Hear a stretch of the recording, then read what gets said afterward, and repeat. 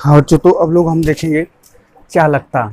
मूल रूप से वैद्युत अपघटनी में मूल रूप से तो हम लोगों को देखना है वैद्युत अपघटनी विलयनों में चालकता। पहले देख लेते हैं हम लोग चालकता क्या होता है। तो जो चालकता होता है, चालकता वो यहाँ पे विद्युत चालकता की बात है, तापीय चालकता नहीं बल्कि विद्युत चालकता। तो विद्युत चालकता जो होता है वो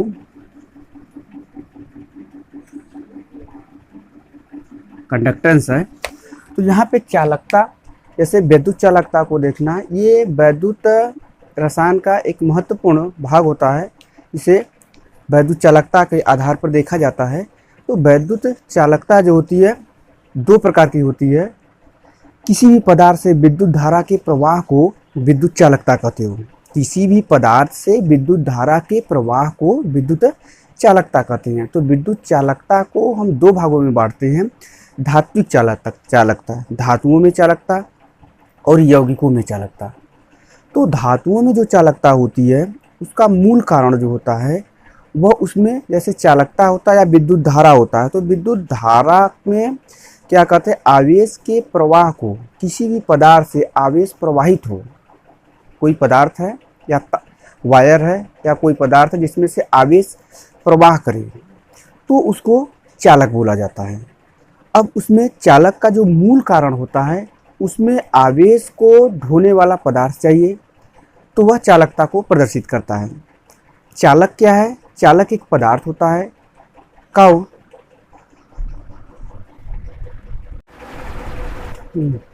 जो चालकता होता है दो प्रकार का होगा। एक होता है धात्विक चालकता, धात्विक चालकता, और दूसरा जो होता है वो वैद्युत अपघटनी चालकता। और इसमें चालकता के लिए आवेश का प्रवाह होता है, और इसमें भी आवेश का प्रवाह होगा। अब आवेश का प्रवाह किस कारण होगा? इसमें होता है मुक्त इलेक्ट्रॉन के कारण, मुक्त इलेक्ट्रॉन के कारण होता है। और इसमें जो होता है वो होता है मुक्त आयन के कारण। तो वैद्युत अपघटनी चालकता जो होता है, तो यहाँ पे हमको ये देखना है, ये वाला पार्ट। तो वैद्युत अपघटनी चालकता में या चालकता जो होता है आवेश के प्रवाह को आवेश के प्रवाह को एक स्थान से दूसरे स्थान पर अगर ले जा रहा है तो वह चालक कहा जाएगा। तो चालक जो होता है मूल रूप से जो होगा आवेश के प्रवाह को विद्युत धारा कहोगे, तो विद्युत धारा को एक स्थान से दूसरे स्थान पर ले जाने के वस्तु को कहा जाता है चालक को। तो मूल रूप से आवेश का प्रवाह जो होता है, विद्युत धारा क्या होगा या इलेक्ट्रिक जो होता है आवेश की प्रवाह होता है। और वह प्रवाह मुक्त इलेक्ट्रॉन के कारण हो रहा है और यहाँ पे हो रहा है मुक्त आयन के कारण। तो यहाँ पर हम लोगों को देखना है ये विद्युत अपघटनी चालकता। या चालक क्या है? चालक एक पदार्थ होता है। किसी भी चालक में या किसी भी पदार्थ के चालक के गुण को उसकी चालकता कहा जाता है। और चालकता जो होगा यहाँ पे हम लोगों को देखना है धात्विक चालकता ना देख के हमको यहाँ पे ये पार्ट देखना है। इसी में एक तो वैद्युत अपघटन आता है, वैद्युत अपघट्य। वैद्युत अपघट्य जो होता है वो वैद्युत संयोजक यौगिक होता है, वैद्युत संयोजक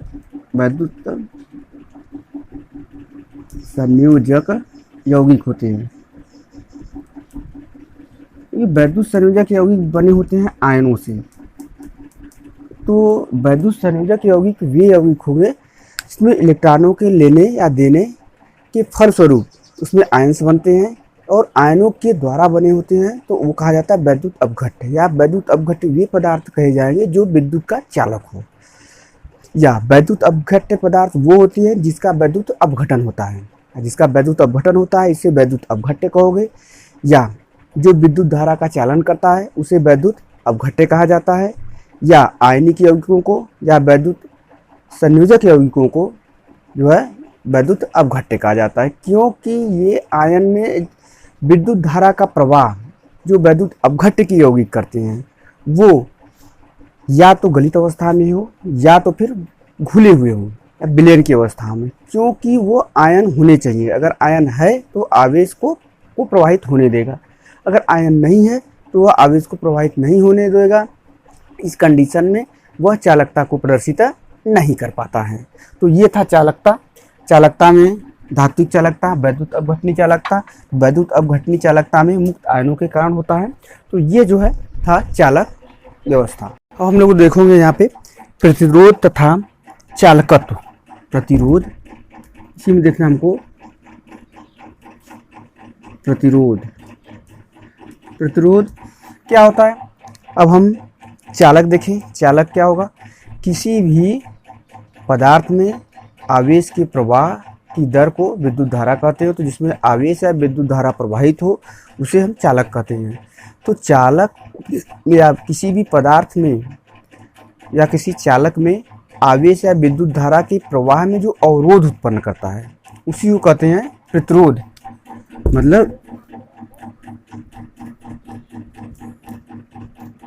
अवरोध, किसी भी चालक में विद्युत धारा के प्रवाह में जो अवरोध है, अवरोध उत्पन्न करने वाले कारक को जो है प्रतिरोध कहते हैं। और प्रतिरोध जो होता है वह चालक का व्युत्क्रम होता है, या चालकता का उल्टा जो होता है वह प्रतिरोध कहा जाता है, या इसको R से प्रदर्शित करते हैं।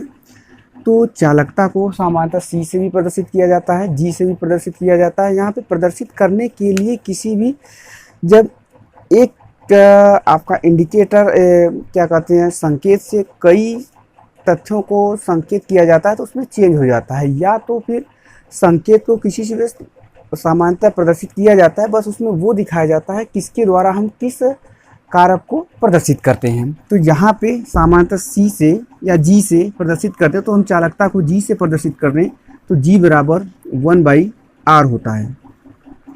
G बराबर 1/R होगा, या ऐसा कह सकते हैं कि चालकता जो होता है या प्रतिरोध के व्युत्क्रम को चालकता कहेंगे। और जो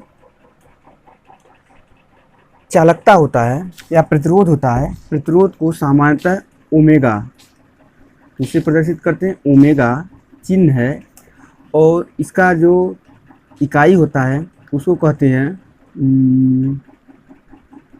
ओम। ओम जो होता है इसका इकाई होता है। तो प्रतिरोध क्या होता है? चालकता के व्युत्क्रम को प्रतिरोध कहते हैं। प्रतिरोध मतलब सामान्यतः होता है किसी भी चालक में विद्युत धारा के प्रवाह को या विद्युत धारा के प्रवाह में अवरोध उत्पन्न करने वाले कारक को हम प्रतिरोध कहते हैं। इसे R से प्रदर्शित करते हैं। इसको अंग्रेजी में रेजिस्टेंस कहा जाता है, जिसके पहला अक्षर R से इसको व्यक्त किया गया है। अब इसमें R से इसको प्रदर्शित किया गया है, इसे ओमेगा से प्रदर्शित संकेत दिया गया है, और इसमें जो इसका इकाई है उसे ओम कहते हैं। यहाँ पे हम लोग कुछ देखते हैं जैसे इसको, और चालकता का चालकत्व का जो प्रतिरोध होता है, और अगर हम चालकत्व या चालकता का वो निकालें, क्या कहते हैं, इसकी इकाई जो होगा प्रति ओम कहेंगे। प्रति ओम इसका जो होगा प्रति ओम होगा, या इसी को प्रति ओम कहते हैं, या तो फिर हम लोग बोलते हैं महो से इसको प्रदर्शित किया जाता है, या महो, या इसको सीमेंस का मात्रक जो है या साई में सीमेंस भी कहा जाता है। सीमेंस भी कहा जाता है। अब इसमें चालकता, अगर किसी समान चालक के प्रतिरोध, यदि किसी सामान्य चालक का प्रतिरोध जो होता है, किसी समान चालक का प्रतिरोध R जो होता है वह उस चालक के लंबाई L के समानुपाती होता है, और उस चालक के अनुप्रस्थ काट के क्षेत्रफल के व्युत्क्रमानुपाती होता है। तो R समानुपात 1/A अनुप्रस्थ काट के क्षेत्रफल के अनुक्रमानुपाती होता है। मतलब मान लो कोई ये तार है, जिसका आर निकालना है तो इसका लंबाई एल हो गया, और इस तार का अनुप्रस्थ, मान लो ये तार इतना मोटा है तो इसका अनुप्रस्थ काट का क्षेत्रफल जो है ए होगा। तो किसी भी चालक के प्रतिरोध जो होता है उस चालक के लंबाई के समानुपाती होता है, और उस चालक के अनुप्रस्थ काट के क्षेत्रफल के व्युत्क्रमानुपाती होता है। तो इसको अगर मान ले हम समीकरण 1 मान ले और इसको समीकरण 2 मान ले, अगर समीकरण 1 और 2 को हम लोग मिलाते हैं तो हम लोगों का मिलता है आर समानुपात यल बाई ए, या R equal to rho l by a, जहाँ रो बराबर होता है विशिष्ट प्रतिरोध, विशिष्ट प्रतिरोध। यदि यल का मान 1 सेंटी या इकाई मान इसका भी हो, यदि यल बराबर 1 सेमी हो और ए बराबर 1 सेमी वर्ग सेमी हो, तो आर इक्वल टू होगा रो, या प्रतिरोध जो होगा वह प्रतिरोध इक्वल टू क्या हो जाएगा, विशिष्ट प्रतिरोध। ठीक, मतलब अगर प्रतिरोध जो होता है चालक की लंबाई यल होता है, अगर मान लीजिए चालक की लंबाई यल है, मान लो कोई वायर है तो चालक आर मान लिए, प्रतिरोध आर माने, और चालक का जो लंबाई है वो प्रतिरोध के समानुपाती होगा। चालक की लंबाई बढ़ेगी तो उसका प्रतिरोध भी बढ़ेगा, और उस तार या वायर के चालक के अनुप्रस्थ काट, अगर ये तार है आपका मान लो ऐसे ऐसे है, इसको ऐसे काट के इसका जो प्रतिरोध होगा क्षेत्रफल होगा उसके व्युत्क्रमानुपाती होता है, उल्टा होता है। तो जितना प्रतिरोध बढ़ेगा उतना ही वो छोटा रहेगा, या चालक की जो लंबाई हो, चालक के अनुप्रस्थ काट का जो क्षेत्रफल होगा वो जितना बड़ा रहेगा या अधिक होगा उसका प्रतिरोध उतना कम माना गया है या कम होता है। अब इसमें तो उस आधार पे प्रतिरोध जो होगा 1/ए होगा, और इन दोनों को अगर हम मिला देते हैं समीकरण 1 और 2 को, तो आर समानुपात यल बाई ए हो जाता है, या आर बराबर रो यल बाई ए। तो रो एक नियतांक होता है जिसे विशिष्ट प्रतिरोध के नाम से जाना जाता है, और यदि लंबाई 1 सेंटीमीटर हो और ए का मान भी 1 वर्ग सेंटीमीटर हो, तो इस कंडीशन में जो प्रतिरोध होगा वह आपका विशिष्ट प्रतिरोध के बराबर होगा, विशिष्ट प्रतिरोध के बराबर होगा। यदि हम इसका मात्रक निकालें, रो का अगर मात्रक निकालें, या विशिष्ट प्रतिरोध रो अगर इसका मात्रक निकालें तो रो बराबर क्या लिख सकते हैं हम लोग, रो बराबर हम लोग लिख सकते हैं कि रो बराबर आर इंटू यल बाई ए, रो बराबर यल बाई ए का ऐसे होगा ना, उल्टा हो जाएगा ए बाई यल। तो अब इसका जो मात्रक होता है, इसका मात्रक ओम होगा, इसका ओम, और इसका जो मात्रक हो जाएगा वो हमारा हो जाएगा सेमी का वर्ग, और यल भी सेंटीमीटर में रहेगा। अगर यल सेंटीमीटर में ये कटेगा, आपका बचेगा क्या, ओम सेमी। ओम सेमी जो होगा वो विशिष्ट प्रतिरोध का मात्रक दिखाओगे। इसी सूत्र से ये इसके द्वारा निकाला गया है। ठीक, तो विशिष्ट प्रतिरोध की ये स्थिति है। विशिष्ट प्रतिरोध में हम लोग यही दिखाते हैं, विशिष्ट प्रतिरोध में इसका मात्रक ये हो गया, और चालकता का मात्रक ओम या मोहो या सीमेंस होता है, और आपका प्रतिरोध का मात्रक ओम होता है जिसे ओमेगा से प्रदर्शित करते हो। तो ये है इसकी कंडीशन। तो हम लोग देखते हैं कि चालकत्व तथा विशिष्ट चालकत्व, चालक के प्रतिरोध के व्युत्क्रम को चालकत्व तथा विशिष्ट चालकत्व, चालक के प्रतिरोध के व्युत्क्रम को चालकत्व कहते हैं। G इक्वल टू 1/R ये दिखाते हैं। या विशिष्ट प्रतिरोध का व्युत्क्रम होता है, विशिष्ट चालकत्व बराबर 1/R विशिष्ट प्रतिरोध और विशिष्ट चालकत्व को कप्पा कण होता है, एक कप्पा होता है जिसके द्वारा हम इसको प्रदर्शित करते हैं। तो हम इसको लिख सकते हैं आर बराबर या R equal to rho into l by a कर सकते हैं। रो क्या है, प्रतिरोध हो गया, ए विशिष्ट प्रतिरोध, एल बराबर तार या उसकी लंबाई हो गया, ए तार या चालक की लंबाई होता है, ए बराबर चालक के अनुप्रस्थ काट का क्षेत्रफल होता है। तो अब हम उसको या one by R equal to one by rho into A by L, इस प्रकार हम लिख सकते हैं इसको। और यहाँ पे वन बाई आर चालकत्व जी तथा वन बाई रो को के है, वन बाई रो ये कितना होगा, इसके बराबर या जी या चालकत्व बराबर वन बाई आर लिख सकते हैं, या वन बाई रो नहीं, one by rho equal to क्या लिखें, कप्पा, या विशिष्ट चालकता और चालकत्व होगा, इसका व्युत्क्रम है। तो हम यहाँ पे लिख सकते हैं जी इक्वल टू कप्पा या विशिष्ट चालकत्व ई बाई एल। तो इस प्रकार हम इसको व्यवस्थित कर सकते हैं।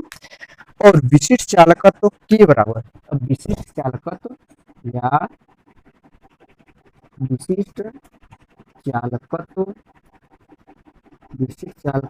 कप्पा इक्वल टू क्या हो जाएगा, विशिष्ट चालकत्व kappa equal to l by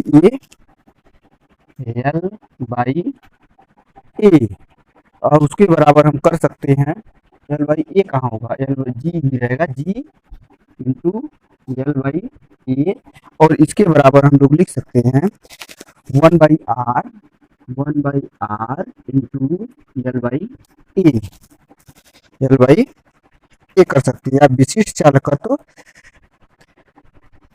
अब एल बाई ए को हम लोग आगे चल के एल बाई ए बराबर दिखाएंगे, सेल स्थिरांक दिखाते हैं, सेल स्थिरांक करेंगे। तो सेल स्थिरांक को हम इसको सीधे दिखा सकते हैं कि विशिष्ट चालकता बराबर विशिष्ट प्रतिरोध, विशिष्ट चालकता बराबर विशिष्ट प्रतिरोध, विशिष्ट प्रतिरोध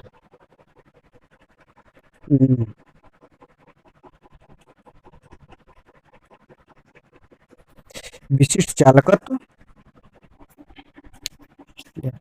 विशिष्ट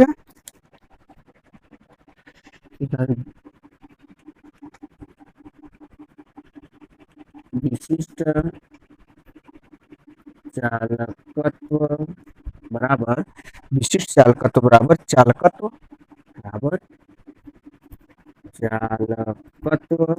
को जी से प्रदर्शित किए हैं, विशिष्ट चालकत्व को हम लोग प्रदर्शित किए हैं किससे, विशिष्ट चालकत्व, अच्छा विशिष्ट चालकत्व की से प्रदर्शित किए हैं कप्पा से।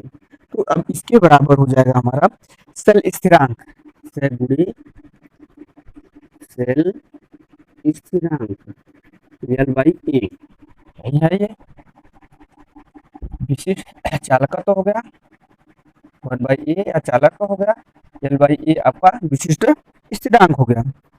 अब इसमें एक नया पॉइंट इसमें मिला, सेल स्थिरांक।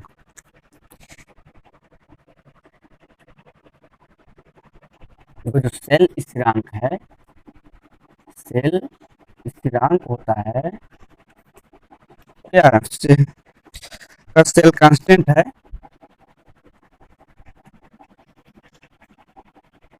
सेल कांस्टेंट जो होता है किसी भी प्रतिरोध की लंबाई, प्रतिरोध नहीं सॉरी चालक की लंबाई तथा उस चालक के अनुप्रस्थ काट के क्षेत्रफल के अनुपात को कहा जाता है। चालक की लंबाई ये हो गया लंबाई चालक की, और ये हो गया क्षेत्रफल अनुप्रस्थ काट का, क्षेत्रफल के समानुपाती होता है। तो L by A equal to जो होता है वो सेल स्थिरांक होता है। क्या होगा, ये हो गया आपका सेल स्थिरांक। तो सेल स्थिरांक को यक्स, सेल स्थिरांक को अगर हम यक्स से प्रदर्शित करें तो यक्स बराबर एल बाई ए हम लोग लिख सकते हैं। या विशिष्ट चालकता लिख सकते हैं विशिष्ट चालकता, विशिष्ट चालकता kappa equal to G into l by a, G into l by a. अब तो एल बाई ए बराबर क्या हो गया, जी क्या हो गया, चालकत तो हो गया, और ये हो गया आपका एल बाई ए, ये हो गया मतलब सेल स्थिरांक हो गया। तो इसका जो मात्रक आपका बनेगा, जो यूनिट होगा इसका प्रति सेमी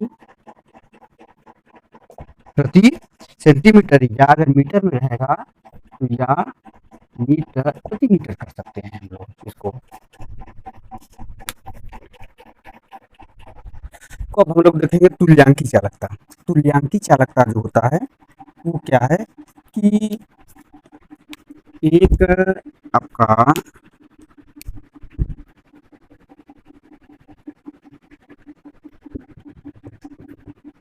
ये तुल्यांक विलयन है, ग्राम तुल्यांक इसे कहेंगे, ग्राम तुल्यांक विलयन है, ठीक है। इसमें घुला हुआ जो विलेय पदार्थ होगा 1 ग्राम तुल्यांक है, 1 ग्राम तुल्यांक होगा। तो इस विलयन की, मानो ये कोई विलयन है जिसका सांद्रता 1 ग्राम तुल्यांक है, अगर सांद्रता 1 ग्राम तुल्यांक है तो इस विलयन की जो चालकता होगी, इस विलयन की जो भी चालकता होगी, जो चालकता होगी वही उसकी तुल्यांकी चालकता कहा जाएगी। मतलब ग्राम तुल्यांक विलयन में, ग्राम तुल्यांक विलयन की जो चालकता होती है उसे तुल्यांकी चालकता कहते हो। अब हमें ये देखना है कि ग्राम तुल्यांक क्या होगा या ग्राम तुल्यांक विलयन क्या होता है। 1 लीटर विलयन है, 1 लीटर विलयन है, उसमें किसी भी पदार्थ के विलेय पदार्थ का, वैद्युत अपघट्य का विलेय पदार्थ हो, विलेय पदार्थ को घोल रहे हो, तो उसकी जो मात्रा है उसके 1 ग्राम तुल्यांक में घुला हो, या उसके भार की मात्रा उसके तुल्यांकी भार के बराबर हो। अगर उसके इसमें किसी पदार्थ को घोले हैं और उसका भार जितना इसमें हम मिलाए वह मात्रा उसके तुल्यांकी भार के बराबर है तो वह ग्राम तुल्यांक विलयन कहा जाएगा, और विलायक की जो मात्रा है वह 1 लीटर हो। 1 लीटर विलयन में किसी भी पदार्थ के तुल्यांकी भार के बराबर अगर विलेय पदार्थ घुला रहेगा तब उसको कहते हैं ग्राम तुल्यांक विलयन या तुल्यांक विलयन, ठीक। ये हो गया इसका सामान्य परिभाषा, ग्राम तुल्यांक विलयन। अब हम लोग इसके लिए थोड़ा सा और देखते हैं। अब हम इस सूत्र के आधार पर इसमें कह सकते हैं जो तुल्यांकी चालकता होता है उसे लैम्डा द्वारा प्रदर्शित किया जाता है, और लैम्डा द्वारा प्रदर्शित करते हैं तुल्यांकी चालकता जो होती है विशिष्ट चालकता और आयतन के गुणनफल के बराबर होता है। तो तुल्यांकी चालकता जो होगा विशिष्ट चालकता तथा मूलर चालकता। तो मूलर चालकता जो होता है, पहले मूलर विलयन को हम लोग देखते हैं। ये 1 लीटर जल है और विलेय पदार्थ 1 मोल है, विलेय पदार्थ जो है वह 1 मोल है।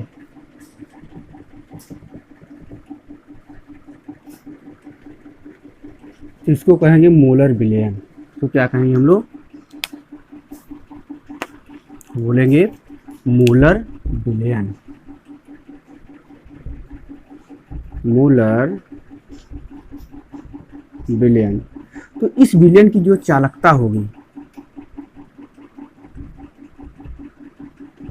उसी को कहेंगे मोलर चालकता।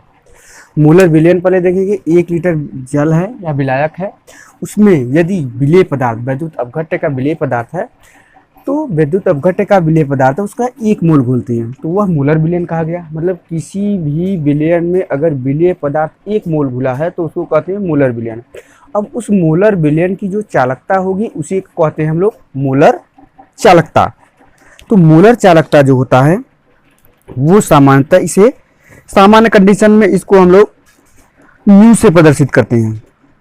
सामान्यतः मोलर चालकता जो होता है, मोलर चालकता म्यू से इसे प्रदर्शित करते हैं, और म्यू बराबर जो होता है वो सामान्यतः उसका इतना बराबर विशिष्ट चालकता विशिष्ट विशिष्ट चालकत्व, विशिष्ट चालकत्व जो होता है वो कप्पा होता है। विशिष्ट चालकत्व कप्पा गुणे उसके करते हैं भी के आयतन, जबकि यही हमारा तुल्यांकी चालकता में भी था, वहाँ पे था तुल्यांकी चालकता बराबर विशिष्ट चालकता गुणे आयतन भी, या इसको हम कह सकते हैं जो मोलर चालकता होता है विशिष्ट चालकता तथा आयतन के गुणनफल के बराबर होता है। या हम इसको और दूसरी तरह से लिख सकते हैं, इसको जैसे कि बराबर के कप्पा हो गया से के गुणे 1000 बटे के सी, 1000 बटे के सी गुणे बराबर कप्पा 1000 बटे n कर सकते हैं। संभवतः पिछले वाले वीडियो में आपका मोलर जो चालकता था तुल्या हो गया तो म्यू बराबर या मोलर चालकता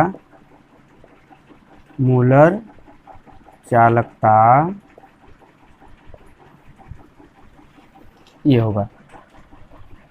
या इसी को हम लोग अगर तुल्यांकी चालकता में देखते हैं तो तुल्यांकी चालकता बराबर तुल्यांकी चालकता बराबर कर देते थे ये कप्पा 1000 बटे सी बराबर कप्पा 1000 बटे n।